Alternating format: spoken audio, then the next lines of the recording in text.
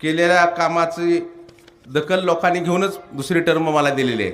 भागातील रस्ते असतील, भागातील प्राथमिक आरोग्य केंद्र असेल, भागातील उपकेंद्र असतील, भागातील पाणीपुरवठा योजना असतील, भागातील शाळा असतील, भागातील अंगणवाडी असतील, वैयक्तिक लाभाच्या गोष्टी असतील, आणखी अनेक कामं असे प्रचंड प्रमाणात मी केलेले आहे.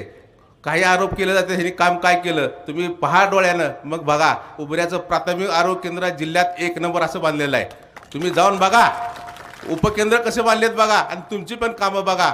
गुराचे पशुवैद्यकीय दवाखाने पण चांगले सुंदर बांधलेत.